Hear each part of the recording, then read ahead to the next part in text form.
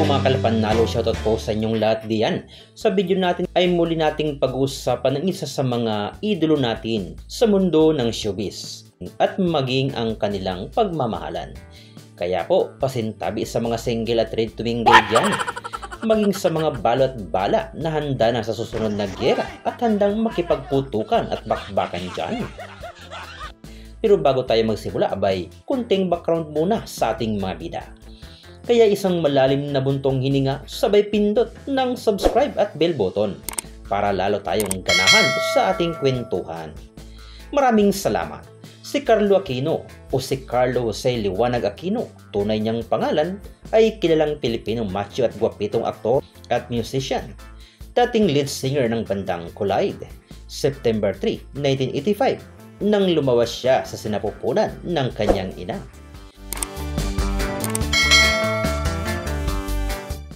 Si Charlie Dizon naman o si Ate April Rose Dizon Matienzo ay popular na aktres, model at singer din. Kitang-kita ang kagandahan at kaseksihan ng aktres. Kaya naman, sinong lalaki kaya ang hindi tatayuan ng balahibo pag nasilayan nga ang taglay niyang kagandahan? April 12, 1992, sa Batangas, siya ay isinilang. Alae, Batanggin niya pala si Ate Charlie. Hindi napigilang maging emosyonal ng celebrity couple na sina Carlo Aquino at Charlie Dizon habang nagkikwento tungkol sa kanilang relasyon. Ayon sa magjowa, hindi pa nila kailanman naramdaman ang klase ng pagmamahal at pagrespeto na natanggap nila sa isa't isa sa gisting nga ni Carlo at Charlie. Sa Magandang Buhay kahapon ay natanong nga sila kung may gusto silang baguhing ugali sa bawat isa.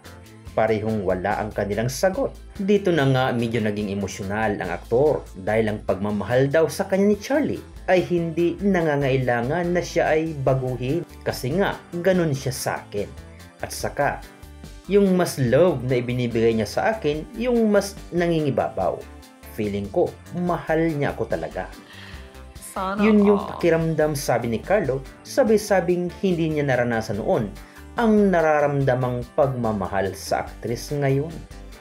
Pagbabahagi naman ni Charlie, for me, si Carlo ang biggest surprise talaga sa akin, as in. Kasi noong una, iwas na iwas sa akin.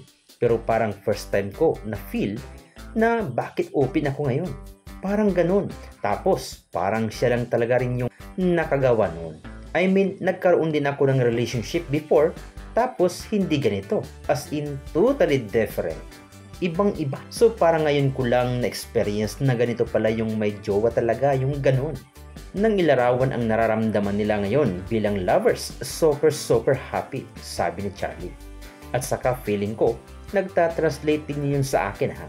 Kung paano akong towards other people na mas welcoming, mas warm. Pilit naman ni Carlo. Nang ipadescribe naman kay Charlie ang boyfriend, ayon sa actress, si Carlo po ay very maalaga sa lahat ng mga tao sa paligid niya.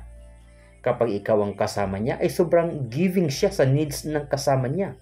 Parang alam na niya kaagad ang mga needs ko. Kaya mga kalpanalo, sana kung ikaw ay wala pang jowa, abay, ano pang hinihintay mo? Hindi lalapit sa iyo ang palay. Ikaw nang maghanap ng paraan, hanapin mo na ang iyong kapartner para naman hindi ka mahuli. Ika nga, aanin mo pang damo kung patay ng kabayo. Baka abutin ka ng pagtanda at pagputi ng iyong buhok at pagkulubot ng iyong mukha. Abay, magpursige ka na dong at day. Nice. Maraming salamat. Sana nagustuhan mo ang ating kwento.